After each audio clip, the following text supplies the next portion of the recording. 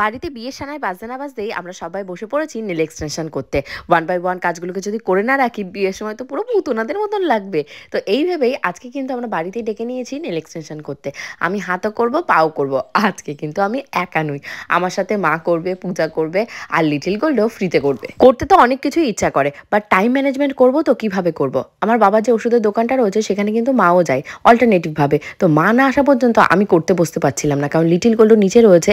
তো তারপর কিন্তু এই চক্করে আমার পায়ের নেল এক্সটেনশনটা করা আর হয়নি। তোমাদের কিন্তু আমি একটু ভুল বলছি, আমি কিন্তু নেল এক্সটেনশন করিনি, আমি জেল পেন্ট বা জেল কালার যেটাকে বলা হয় সেটা করেছি। আর সব থেকে আনফর্চুনেট কি বলতো, আমি, পূজা, মা, আমাদের তিনজনের হাতের কালারটা মানে মানে কাইন্ড অফ সেম, যেটাকে বলে সেটা। কারণ যে নেল আর্টিস্ট এসেছিল তার কাছে হোয়াইট শেড বা যেটাকে নিউড শেড বলে সেগুলো বেশি ছিল, বাট আমরা যেহেতু বিয়ে বা ওয়েডিং রয়েছে একটু চাইছিলাম ডার্ক শেডের। আমি তো চেয়েছিলাম হয় না একটা বোল্ড কালার আছে ডার্ক, যেটা আমি পূজার পাকা কথার সময় পরেছিলাম সেইটা চাইছিলাম, বাট ওর কাছে ছিল না সামহাও। আর কিছু করার নেই, তো করতে করতে আমাদের একটু লেটও হয়ে গেছে। এর ভেতর আমি অনলাইনে অনেক গ্রসারি আইটেমের অর্ডার দিয়ে দিয়েছিলাম, কারণ পূজার বিয়ে তত্ত্বের ডালা বললাম না, হাফ সাজানো হচ্ছে, হাফ জিনিস এখনো কেনা হয়নি। তো সেগুলো ঘরে বসে অনলাইনে অর্ডার দিয়ে দিয়েছি।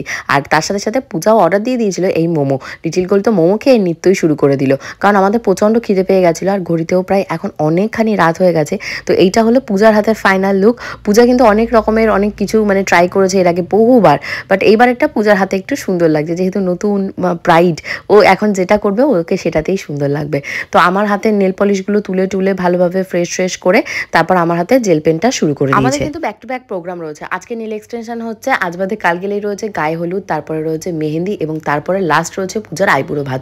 আইবুড়ো ভাত খাওয়ার জন্য আনুষঙ্গিক অনেকেই অনেক রকমভাবে বলেছে, যেহেতু হাতে টাইম কম আর কাজ অনেক বেশি, তার জন্য অনেক জায়গাতে আইবুড়ো ভাত খেতে পূজা যেতে পারেনি। পূজার বিয়ে যে টলি গোছানো, সেই টলি গোছানো এখনো হয়নি, মানে পূজা বিয়েতে কয়টা শাড়ি নিয়ে যাবে, কি কি নেবে। তো তোমাদের ভেতর থেকে অনেকে আমাকে কমেন্ট করে জিজ্ঞাসা করেছো যে পূজার বিয়েতে তোমরা জাজিম, তোষক, লেপ, কম্বল, তারপর আরেকটা কি মশারি, এগুলো দেবে না? অ্যাকচুয়ালি সমস্তটাই দেওয়া হবে, অতদূর পর্যন্ত আমরা এখনো ভিডিও নিয়ে পৌঁছাইনি, তার জন্য দেখাতে পারিনি। অবশ্যই পরবর্তী ব্লগে দেখাবো। আর সেগুলো যদি জানতে চাও বা দেখতে চাও অবশ্যই কিন্তু আমার পেজটিকে ফলো করতে ভুলো না।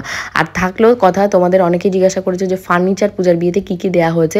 অ্যাকচুয়ালি পূজার যেহেতু ফ্ল্যাটটা একদম রেডি হয়ে গেছে পূজা স্বর্ণর, তো ওখানে অলরেডি ওরা সব কিছু কিনে নিয়েছে। বাবা মা ফার্নিচার বাবদ বা যা হয় না ইলেকট্রনিক্সের জিনিস বাবদ টাকা দিয়ে দিয়েছে। পূজার কাছে রয়েছে পূজার ইচ্ছা মতন পূজার যা ইচ্ছা কিনে নেবে। কি ভালো বুদ্ধি করা হয়েছে না? আমার যেহেতু অ্যারেঞ্জ ম্যারেজ ছিল, তো আমার বাবা মা কিন্তু নিজের হাতে পছন্দ করে আমার জন্য সমস্ত জিনিসপত্র কিনেছিল, যেমন খাট কিনেছিল, আলমারি দিয়েছিল, ড্রেসিং টেবিল দিয়েছিল, টিভি দিয়েছিল।